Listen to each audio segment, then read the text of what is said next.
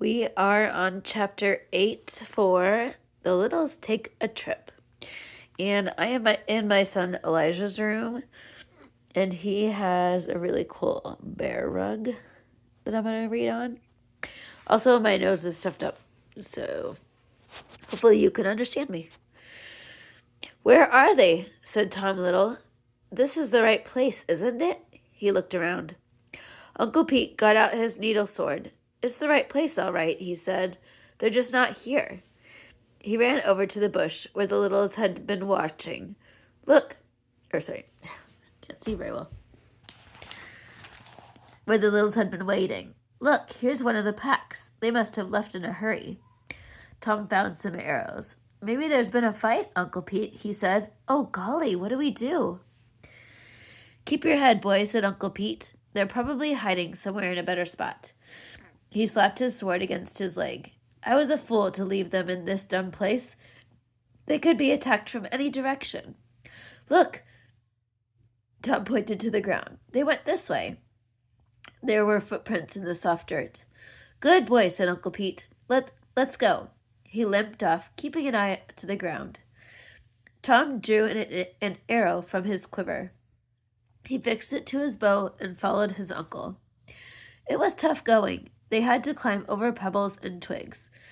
The thick grasses were over their heads. Uncle Pete almost got trapped in a mud hole filled with wet, rotting leaves. Finally, they came to a small clearing. There was a large rock ahead. If I were in Will's shoes, said Uncle Pete, I'd go to that rock. With that behind you, you'd stand a chance. He broke into a limping run. Come on! Wait, Uncle Pete, Tom yelled. Shouldn't we sneak up on it? Uncle Pete wasn't listening. If his family was in danger someplace, he would save them. Hold on, Will, he yelled. I'm coming. Suddenly, a bird about 10 inches long dropped down on top of him. It got its claws onto Uncle Pete's pack and started to lift him off the ground. Tom shot an arrow and missed. He used his bow like a bat and beat at the bird until Uncle Pete could slip his pack off. Another bird attacked them. Its wings beat hard, scattering the loose dirt and leaves. Uncle Pete struck at the second bird with his needle sword. They're sparrowhawks, he yelled. Don't let them get a grip on you. Mr. Little ran out from the shelter of the big rock and joined the fight. The three Littles stood back to back. They hit at the hawks with swords and bows. The birds attacked again and again. Feathers flew.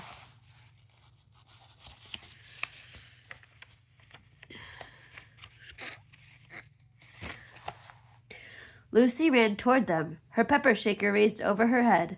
Mrs. Little ran after her and pulled her back.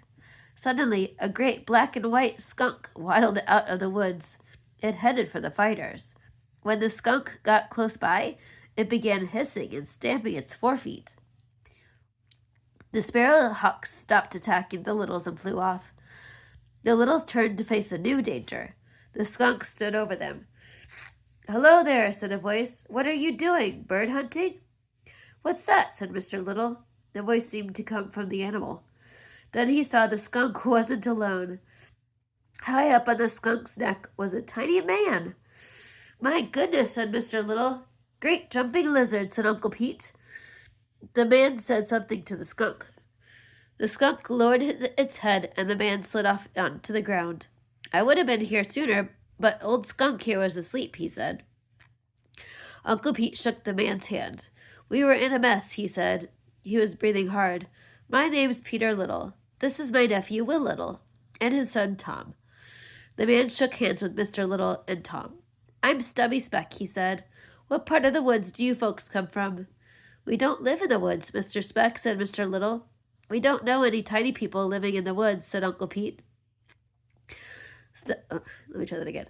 We didn't know any tiny people lived in the woods, said Uncle Pete. Stubby Speck spoke slowly. Then you folks must live in a house? As a matter of fact, we do, said Mr. Little. Well, I'll be, said Stubby Speck. House tinies. Why, you're house tinies. House tinies, said Tom. He looked at his father. Are we house tinies, Dad? Stubby Speck walked around and around the littles, looking them over. I swear, he said, you look just like wood tinies. He stopped and scratched his head. You do talk kind of different, though. Granny Little, Mrs. Little, and Lucy came out from behind the rock where they had been hiding. Mr. Little ran to them. Are you all right? He asked. Of course we're all right, said Granny Little. You are the ones in trouble. Mr. Little introduced Stubby Speck to the rest of his family. Pleased to meet you, ma'am, said Stubby Speck to the two ladies. And you too, miss, he said to Lucy. He took off his hat and bowed. Mr. Speck, said Granny Little, you probably saved our lives. Well, now, said Stubby Speck, I have a million questions to ask you folks. What are you doing in the woods? Where are you going? What's it like living in a house? And so forth and so on. Mr. Speck looked up at the sun. It's about noon, he said. He rubbed his round, hard belly and took a deep breath. Smell that? It's mushroom pie. Would you have lunch with me and my folks? My youngsters would sure like that.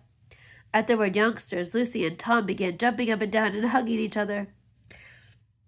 We'd enjoy that very much, Mr. Speck, said Mr. Little. Tom and Lucy are dying to meet other tiny children. Your wife does her own cooking, said Mrs. Little.